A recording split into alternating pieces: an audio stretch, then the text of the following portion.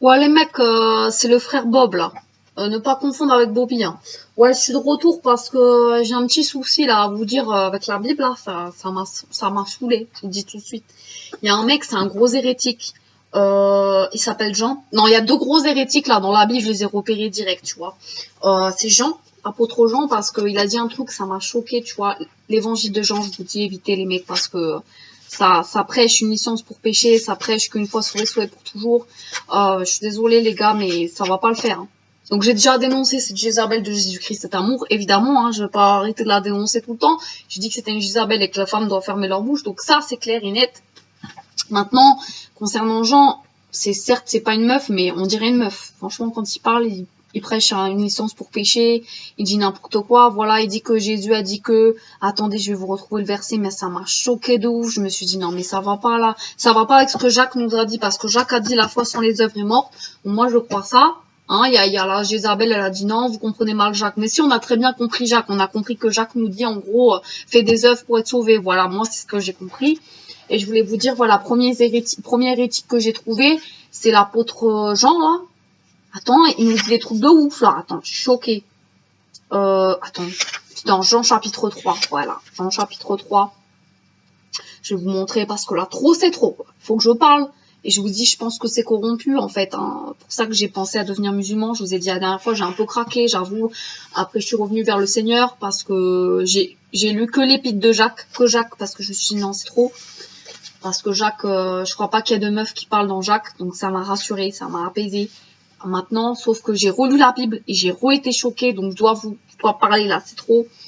Et donc dans Jean chapitre 3, qu'est-ce que je lis? Attends, c'est choquant. C'est Jésus qui parle.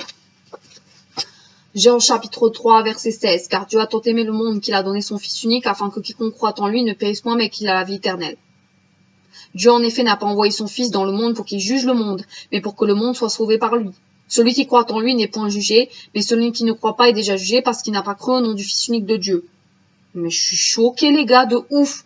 Attends, mais moi je crois que c'est que Dieu a tant détesté le monde. Il y a écrit que Dieu a tant aimé le monde. Non, Dieu déteste les pécheurs. Attends, Dieu déteste le pécheur, c'est Kevin Gall qui l'a dit. Moi je crois que je suis fan de Kevin Gall, je regarde toutes ses vidéos et je crois que cette Bible ça va pas avec ce que Kevin Gall dit. Non, moi je vais plus suivre ce que Kevin Gall dit plutôt que la Bible. La Bible dit que Dieu a tant aimé le monde. Moi je pense que non, Dieu a tant détesté le monde qu'il a donné son Fils unique afin que quiconque obéisse au Fils. Là, et qui croit au Fils. C'est quoi ça, cette grâce là? C'est quoi cette licence pour pécher là? Il y a qui croit au Fils, hein? Croire en Jésus, c'est bon, il suffit de croire. Non, croire ne suffit pas, les amis. Il faut aussi les œuvres. Donc là, ce verset pour moi, il est corrompu. Ça va pas avec ce que Kevin Gall dit et ça va pas avec ce que Jacques dit non plus. Donc voilà, croire en lui. Non mais c'est quoi ce délire là? Dieu va donner le salut gratuit? Non, le salut ça se mérite. Il faut faire les œuvres. Sinon, t'es pas sauvé. Donc là, ça va pas, là. Il y a un gros souci. Et là, je vois quoi? Afin qu'il ne périsse point, mais qu'il ait la vie éternelle. Oh non, mais Dieu, il donne le salut gratuitement. Mais c'est quoi ce truc-là? C'est quoi cette religion de femmelette, là? Moi, je vais me casser et je vais aller dans l'islam. Je vous le dis tout de suite. Si ça continue, là, cette hyper grâce, là, c'est trop de l'hyper grâce. Attendez, la suite, c'est pire. Dieu, en effet, n'a pas envoyé son Fils dans le monde pour qu'il juge le monde. Mais je croyais que Jésus était venu pour condamner tout le monde, moi. Et là, on nous dit que non. Mais pour que le monde soit sauvé par lui. Ah non, Jésus, non, il sauve pas, hein. Il faut faire les œuvres. Jésus, ça suffit pas. Il faut aussi que nous, on fasse des œuvres. Donc là, il y a un souci avec Jean. Là, Jean, il a fumé le hashish, il dit n'importe quoi, moi. Moi, je vous dis, Jean, je préfère l'éviter, je préfère suivre juste Jacques. Et c'est tout, là, parce que, je lis juste l'Ancien Testament aussi, mais je le sors hors contexte aussi. Parce que Kevin Gall, il fait pareil, donc je fais pareil. Et je dis que Dieu veut condamner tout le temps les gens. Et je vais prendre des versets qui s'adressent aux Israélites et je vais dire que non, ça s'adresse à nous maintenant. Et je vais dire que Dieu condamne tout le monde à l'enfer, sauf si tu obéis matin, midi et soir. Et si tu te repens de tes péchés toutes les secondes. Sinon, si tu te repens pas de tes péchés avant de mourir, tu vas en enfer. Donc voilà. Verset 18. Celui qui croit en lui n'est point jugé. Oh, mais c'est quoi ce mec de l'hypergrâce là? C'est quoi cette femmelette? Je suis sûre que Jean c'était une femme en fait. Je pense que Jean c'était Jeanne et que en fait il dit de la merde parce que là il est en train de dire attends quoi? Celui qui croit en lui n'est point jugé. Moi je crois que Kevin Gall il a dit que les chrétiens ils vont être jugés, que les chrétiens qui vivent dans le péché ils vont en enfer, dans la géhenne, dans le séjour des morts. Donc comment ça se fait que là il y a écrit celui qui croit en lui n'est point jugé? Mais je capte pas les mecs, c'est quoi ce souci? Kevin, si tu m'entends, aide-moi, sauve-moi Kevin, sauve-moi parce que je ne comprends pas pourquoi la Bible dit ça. Celui qui croit en lui n'est point jugé. Attends, c'est quoi ce truc de ouf là? Attends, ce truc de ouf. Mais celui qui ne croit pas est déjà jugé parce qu'il n'a pas cru au nom du Fils unique de Dieu. Bon, ça va, j'aime bien quand les gens sont jugés, mais j'aime pas quand les gens sont pas jugés. J'aime pas ça. Donc quand on me dit qu'il suffit de croire pour pas être jugé, ça m'a choqué. Ah ouais, et Jean-Baptiste aussi. Moi, je pensais que le Jean-Baptiste était le champion de dire aux gens, repentez-vous de vos péchés, sinon tu vas en enfer. Mais là, je vois Jean-Baptiste, qu'est-ce qu'il dit? Celui qui croit au Fils a la vie éternelle. Celui qui ne croit pas au Fils ne verra point la vie, mais la colère de Dieu demeure sur lui. Donc, il dit que, voilà, il suffit de croire au Fils pour avoir la vie éternelle. Non, c'est trop facile, trop facile. Et moi, je suis un disciple de Kevin Gall, et j'ai regardé toutes ses vidéos en boucle, en boucle, en boucle. Et je sais très bien comment aller au paradis. C'est en te repentant de tes péchés matin, midi et soir. En ne blasphémant pas Kevin Gall, jamais. Je blasphémerai pas Kevin Gall. Parce que si on blasphème Kevin Gall, on peut jamais être pardonné après. C'est foutu. Il l'a dit dans ses vidéos. Moi, j'ai eu trop peur. J'ai eu les chocottes de sa mère. Je me suis dit, oh purée, si jamais un jour je blasphème Kevin Gall, Seigneur, pardonne-moi parce que je veux pas blasphémer Kevin Gall parce que c'est le seul péché impardonnable, c'est blasphémer Kevin Gall. Donc, il faut surtout jamais remettre en cause Kevin Gall, sinon c'est foutu. Donc, je vous dis direct, ça, faut pas le faire. Faut pas le faire. Jamais. Jamais parce que là, ça craint. Donc là, voilà.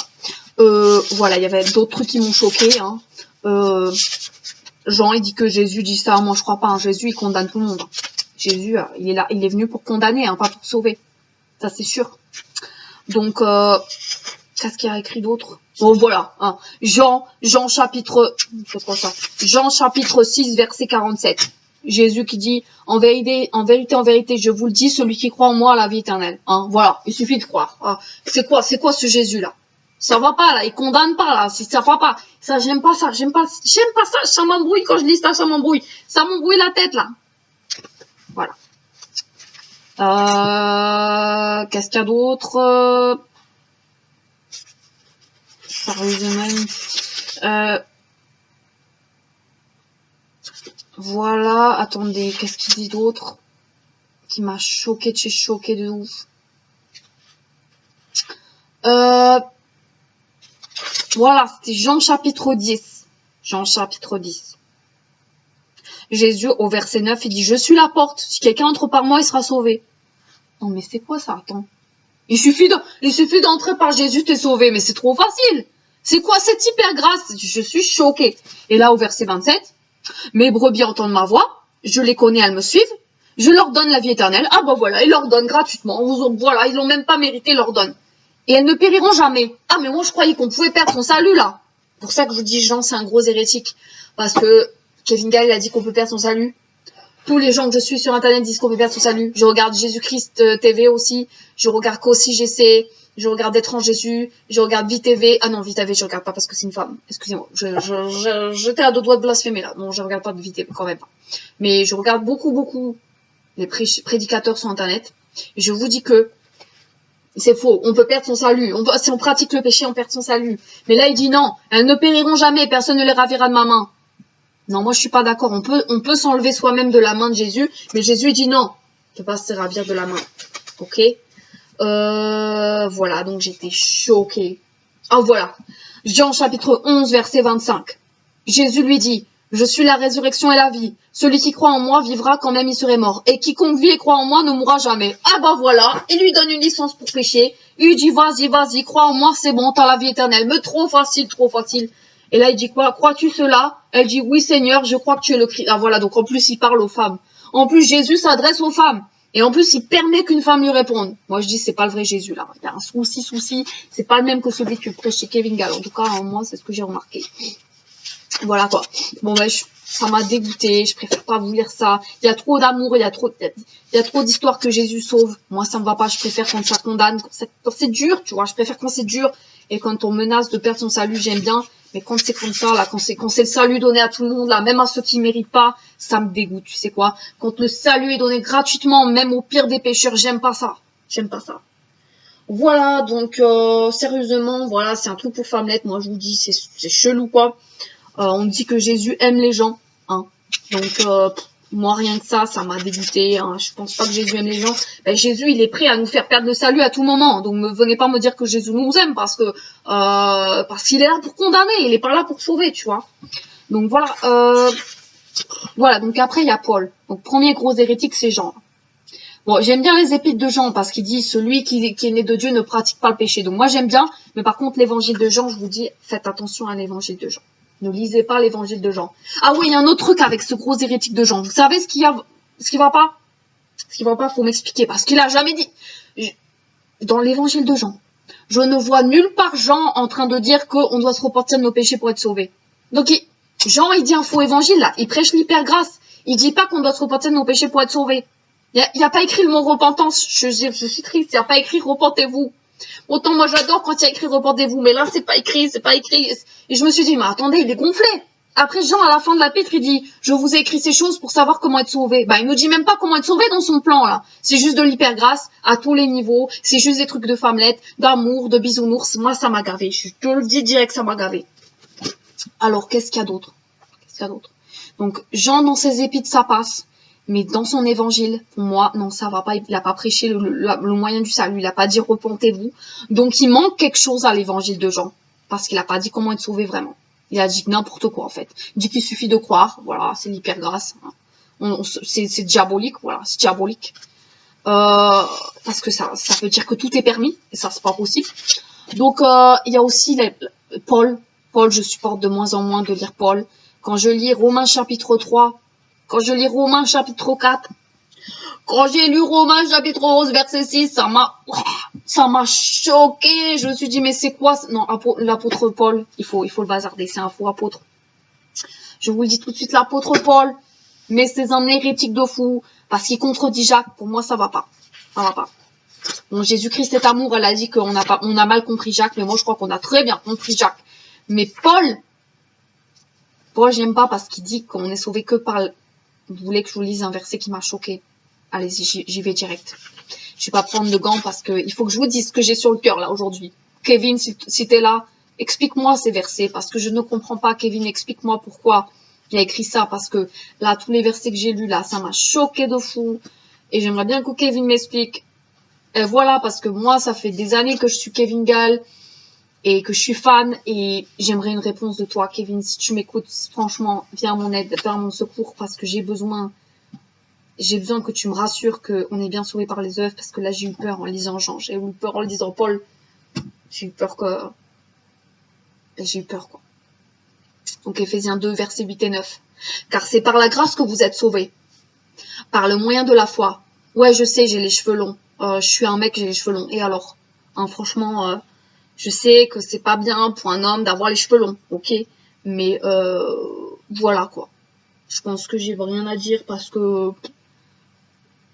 Ouais, bah écoutez, voilà, je pense que je vais me raser la tête parce que ouais, c'est vrai qu'un homme, c'est pas bien qu'il ait les cheveux. Non, c'est vrai que c'est mal. Et je me repens de mon péché. Oui, j'admets que je suis pécheur et que je dois me repentir de mes péchés toutes les secondes. Donc, je vais le faire juste après la vidéo. Okay. Donc, car c'est par la grâce que vous êtes sauvés, par le moyen de la foi.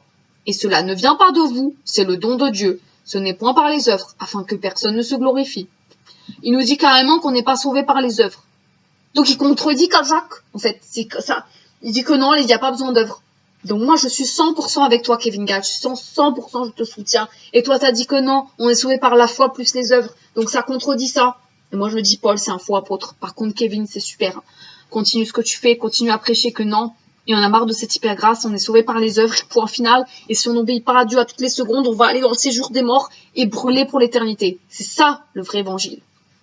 C'est par la grâce que vous êtes sauvés, par le moyen de la foi. Ça ne vient pas de vous, c'est le don de Dieu, ce n'est pas par les œuvres afin que personne ne se glorifie. Mais c'est quoi ce truc-là? Oh là là là là. Hein, il nous dit qu'on se glorifie. C'est pas vrai ça, je suis pas orgueilleux moi. Non, non, pas du tout. Je crois juste que je suis sauvé par mes œuvres, que je vais mériter mon salut. Mais ça, c'est normal. Hein. Il faut mériter, il faut tous mériter dans la vie. Donc Romains chapitre 3. Ok? Romains chapitre 3, si ça m'a choqué, vous relirez vous-même. Hein. Il nous dit qu'on est sauvé gratuitement par la grâce. Voilà. Donc, or, nous savons que tout ce que dit la loi le dit à ceux qui sont sous la loi, afin que toute bouche soit fermée et que tout le monde soit reconnu coupable devant Dieu. Car nul ne sera justifié devant Dieu par les œuvres de la loi, puisque c'est par la loi que vient la connaissance du péché. Mais maintenant, sans la loi est manifestée la justice de Dieu à laquelle rendent témoignage la loi et les prophètes. Justice de Dieu, par la foi en Jésus-Christ pour tous ceux qui croient. Il n'y a point de distinction, car tous ont péché et sont privés de la gloire de Dieu. Et ils sont gratuitement justifiés. Oh, excusez-moi, j'ai eu l'accent là. J'ai passé trop de temps au sud, donc j'ai pris un peu l'accent. Ils sont gratuitement justifiés par sa grâce, par le moyen de la rédemption qui est en Jésus-Christ. C'est lui que Dieu a destiné par son sang à être pour ceux qui croiraient victime propitiatoire, afin de montrer sa justice, parce qu'il avait laissé les impunis. Voilà, on dit qu'il est gratuitement justifié. C'est quoi cette histoire de gratuit là? C'est pas gratuit le salut, c'est payant. Tu dois donner toute ta vie à Jésus. D'où il nous dit que c'est gratuit là? Oh, il dit que c'est gratuit, ça m'a saoulé. Et là, le pire, dans Romains chapitre 4, versets 4 et 5. Or, à celui qui fait une œuvre, le salaire est imputé non comme une grâce, mais comme une chose due. Et à celui qui ne fait point d'œuvre, mais qui croit en celui qui justifie l'impie, sa foi lui est imputée à la justice. Oh! Il nous dit qu'il n'y a pas à faire d'œuvre là. C'est un hérétique. Je vous dis, c'est l'hérétique, c'est Paul, c'est pas Jacques. On nous dit que ça va pas là. Ça, tout Romain, faudrait brûler. Faut brûler l'épître de non pas les épîtres, ça j'aime bien. Mais par contre l'évangile de Jean faut brûler, et aussi Romains, Éphésiens, la Galate, il faut dégager ça parce que ça va pas. Et Romains 11 verset 6. Hein. Or si c'est par la grâce, ce n'est plus par les œuvres, autrement la grâce n'est plus une grâce. Et si c'est par les œuvres, ce n'est plus une grâce, autrement l'œuvre n'est plus une œuvre. Voilà. Donc il nous dit que c'est soit l'un soit l'autre, alors que moi je pensais que non, la vraie grâce c'est qu'il faut faire les œuvres. La vraie grâce, ça veut dire les œuvres. Bref, vous voyez là, je passe un coup de gueule. Parce que Jean a oublié de nous dire de nous repentir de nos péchés pour être sauvés. Il a oublié ça dans son évangile. Je sais pas pourquoi il l'a pas dit. En plus, il prêche l'hypergrâce. En plus, il prêche que les femmes peuvent parler. En plus, il prêche tout ça. Ça m'a dégoûté. Oh, qu'il suffit de croire pour être sauvé. C'est trop facile. Et l'apôtre Paul, il est encore pire. Vous voyez ce que je vous viens de vous lire là. Les versets que je viens de vous lire, ça, quand il prêche l'hypergrâce aussi. Il est dans l'hypergrâce. Et je ne supporte pas ça, cette fausse doctrine, ça m'a gavé. Voilà, je suis fatiguée. Je vais un petit peu me calmer, regarder quelques vidéos de Kevin pour m'apaiser, parce que là, c'est trop d'angoisse d'avoir lu ça. Ça va pas. Voilà. Bye, à plus. Et n'oubliez pas de dénoncer cette Jézabel du Christ d'amour, parce qu'elle prêche aussi l'hypergrâce qu'il y a dans cette Bible. Et moi, je dis, je vais devenir musulman si ça continue. Kevin Gall, si tu m'expliques pas pourquoi il y a ces versets, je vais devenir musulman, aide-moi à comprendre. Signé Bob. À pas confondre avec Bobby. Bye.